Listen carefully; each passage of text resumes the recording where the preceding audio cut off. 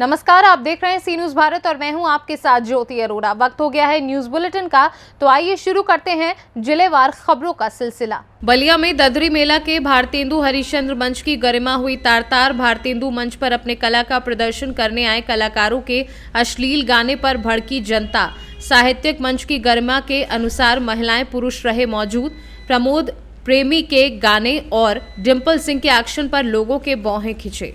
और भारतेंदु हरिश्चंद्र मंच पर कल्पना पटवारी, प्रमोद प्रेमी, डिम्पल सिंह और प्रियंका सिंह रही मौजूद। गाने पर भड़की जनता, खूब चलाई कुर्सियां। मेले की सुरक्षा व्यवस्था में लगी पुलिस रही मुख्य दर्शक। बलिया से सी न्यूज संवाददाता राजू गुप्ता की रिपोर्ट।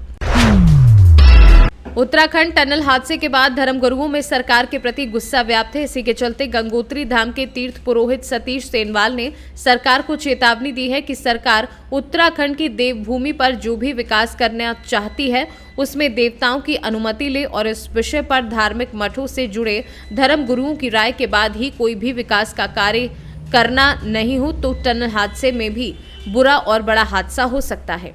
धर्मगुरु रावल सतीश सवाल ने टनल निर्माण से पहले धार्मिक स्थल को तोड़ना सरकार की बड़ी चूक बताया। जी, किस तरह का अनुभव आपका रहा टनल जो पूरा हादसा हुआ इसमें, किस तरह का अनुभव आपका रहा? पहले तो गंगा मैया की कृपा है, मैं गंगोत्री धाम मंदिर का रावल पुजारी हूँ जी, और गंगा मैया की निरंतर पूजा पाठ करता हूँ जी, और एक ट्रस्ट चलाता हूँ जिसका नाम है हारे का सारा सेवा ट्रस्ट। जी। तो जब भी उत्तराखंड हो, कहीं भी हो, कोई ऐसी आपदा आती है तो हम लोगों का मन करता है पहले कि हम जा कर के उनकी सेवा में लगें, और यहीं से मेरे को प्रेरणा तो है ही है। फिर आया मन में कि आज दीपावली के दिन ऐसी दुख भरी घटना हमारे उत्तराखंड में हो गई है, वो भी ज़मीन के अंदर। हमारे जीवन काल में तो पहली बार सुना था कि ऐसा है। तो फिर मन में ये आया कि कुछ करना है। क्या किया शुरुआती दौर में आपने? हम गंगा का सहारा लेते हैं। सबसे पहले सोचा गंगा जी को आगे करता हूँ और गंगोत्री से गौमुख पैदल जा कर के गंगा जल भर के लाया, टनल तक पहुँचा। महाराज जी, सनातन के प्रति लोगों की आस्था बढ़ी है देश विदेश में। इस घटना के बाद सनातन की ओर लोग झुक रहे हैं, तो आप क्या मानते हैं कि जो देवभूमि है और इस तरह के जो काम चल रहे हैं वहाँ पर, क्या फिर किस तरह से हो पाएंगे वो? समय के अनुसार तो ज़रूरतें हैं, क्योंकि चारों धाम में यात्री दिन पर दिन बढ़ रहे हैं। सड़कें चौड़ी भी चाहिए, शॉर्टकट रास्ता, सुरंग भी चाहिए। लेकिन जहाँ पे जो चीज़ है, जैसे कि कोई सुरंग है और उसके ऊपर कोई मंदिर है, तो उसको मान्यता देनी पड़ेगी। जैसे सड़क के किनारे बीआरओ अपनी सड़क के किनारे छोटा मंदिर बना कर पूजा करती है, वैसे इन सुरंग वालों को भी ऐसा करना पड़ेगा। और धरती के अंदर वैसे नाग देवताओं का ज़्यादा होता है, घर होता है, और यही आपने देखा होगा भोकनाग देवता का ही नाम आया है। और उन्हीं की कृपा से आज वो जो 41 मजदूर अपने घर पहुंचे हैं, उनमें पूरा श्रेय पहले भोकनाग देवता को जाता है। बुलंदशहर से सी न्यूज संवाददाता अदनान इबाद की रिपोर्ट। विधानसभा क्षेत्र 15 लेलुंगा में इंडियन नेशनल कांग्रेस की विद्यावती सिदार को 84,666 मत प्राप्त हुए। वहीं भारतीय जनता पार्टी से सुनीति सत्यानंद राठिया को 80,490, जनता कांग्रेस छत्तीसगढ़ से मनीषा गौड़ को 1512, हमराज पार्टी से अजय कुमार पंकज को 1539, गोंडवाना गणतंत्र पार्टी से रघुवीर राठिया को 2186, बहुजन मुक्ति पार्टी से श्रवण भगत को 564, निर्दलीय भजन सिद्धार को 980 एवं निर्दलीय महेंद्र कुमार सिदार को 1398 मत प्राप्त हुए। इस तरह इंडियन नेशनल कांग्रेस की विद्यावती सिदार 4176 मतों से विजयी हुई। और वहीं कांग्रेस की प्रत्याशी विद्यावती सिदार ने जनता का आभार व्यक्त किया और अपनी जीत का श्रेय हर ग्रामीण, हर कार्यकर्ता को दिया। रायगढ़ से सी न्यूज संवाददाता सरोज श्रीवास की रिपोर्ट। रतलाम विधानसभा चुनाव में प्रचंड जीत के बाद नवनिर्वाचित विधायक चैतन्य कश्यप का विजय जुलूस के साथ देर शाम विसाजी मेंशन पहुंचकर उनकी माता तेजकुंवर बाई कश्यप का आशीर्वाद लिया। पोते सारांश कश्यप ने ढोल बजाकर स्वागत किया। इसके बाद परिवारीजनों ने नृत्य, संगीत और जोरदार आतिशबाजी के साथ जश्न मनाया।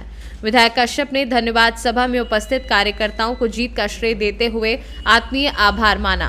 विधायक कश्यप ने कहा कि दीपावली मिलन समारोह में मैंने कहा था कि आज के समय में दुनिया में विश्वास का संकट है, व्यक्ति किस पर भरोसा करे। ईमानदारी और निष्ठा के साथ मैंने राजनीति में कदम रखा है। यदि आपका आशीर्वाद मिला तो देश में संदेश जाएगा कि ऐसी राजनीति की जाए तो जनता पर तो जनता सराखों पर बिठाती है और रतलाम वासियों ने ये कर दिखाया है। कार्यों की जो सौगात चालू करी, निश्चित रूप से एक उसका बड़ा योगदान रतलाम की जीत के अंदर है। और यह जो अवसर है, मैं उनसे भी यही अपेक्षा करूंगा, पार्षदों से भी अपेक्षा करूंगा कि जो जीत होती है, आप और हम जो जीत के आए हैं, यह जीत एक दायित्व है, यह जीत एक भरोसा है। जिस तरीके से इस चुनाव में नारा था कि भैया जी है तो भरोसा है, तो भरोसे को हमें टूटने नहीं देना है। हमारे पार्षद, महापौर और मैं स्वयं यह संकल्प लेता हूं कि जिस भरोसे के साथ में आपने हमें जिताया है, हम उन संकल्पों को पूर्ण करेंगे और रतलाम को एक नई दिशा देंगे तथा अप्रैल में आने वाले इन चुनावों के अंदर हम पुनः देश के प्रधानमंत्री के रूप में हम मोदी जी को जब देखना चाहते हैं तो सबसे बड़ा दायित्व रतलाम विधानसभा का है, क्योंकि रतलाम की विधानसभा से ही हम झाबुआ की अंदर की लोकसभा जीत करके हम इसको दिल्ली में सांसद भेजेंगे। तो मुझे पुनः भरोसा है कि अब हमें अप्रैल मई के लिए कमर कस के तैयार होना है कि हमें अगले मई के अंदर मोदी जी के हाथ मजबूत करने को रतलाम झाबुआ की सीट को भी जिता करके भेजना है। रतलाम से सी न्यूज संवाददाता हुसैन खान की रिपोर्ट।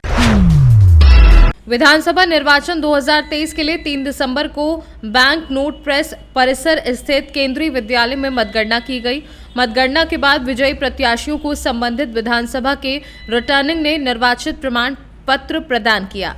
मतगणना के परिणाम इस प्रकार रहे। विधानसभा सोनकच्छ 170 डॉक्टर राजेश सोनकर विजयी रहे।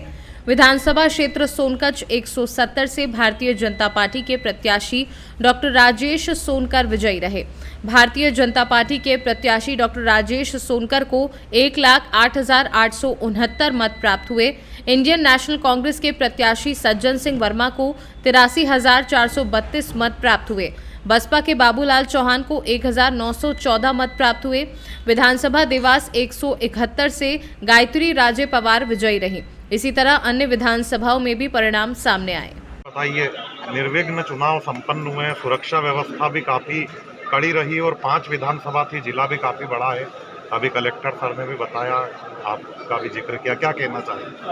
देवास जिले में चुनाव आज शांतिपूर्वक संपन्न हुआ है। आज परिणाम घोषित किए गए हैं। सभी कैंडिडेट को प्रमाण पत्र प्रदान किया गया। आचार संहिता घोषित होने से लेकर आज तक लगातार पुलिस और प्रशासन की टीम भारत निर्वाचन आयोग के लगातार जो निर्देश मिल रहे थे उनके पालन में कार्रवाई करती है।